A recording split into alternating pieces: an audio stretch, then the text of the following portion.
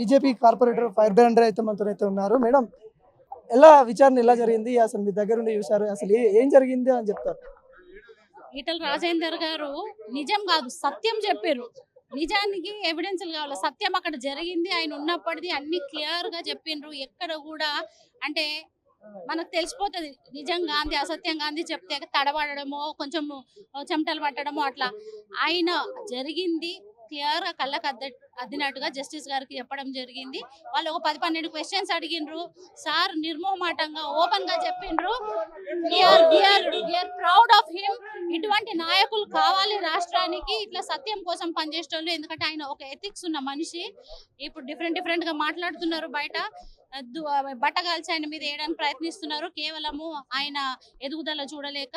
So ఇవన్నీ రాజకీయాలు పక్కకు పెట్టి ఒక నిజమైన నాయకుని నీడలో నడవాలని మేము అందరం కోరుతున్నాం. ఎట్లా అంటారు, ఒక బీసీ లీడర్ మీద ఇలాంటి ఎలిగేషన్ తీసుకురాని ఇలా చూస్తాం?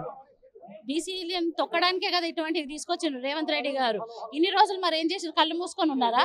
ఈ రోజు బీసీ మీద అట్లా చేస్తున్నందుకు మేమందరం కూడా బీసీలను సపోర్ట్ చేస్తున్నాం. ఎంత ఏదున్నా కానీ సత్యాన్ని మనం దాచిపెట్టలేము.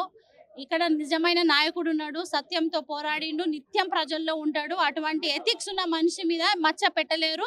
రిపోర్ట్ వచ్చిన తర్వాత అందరికి అర్థమవుతుంది.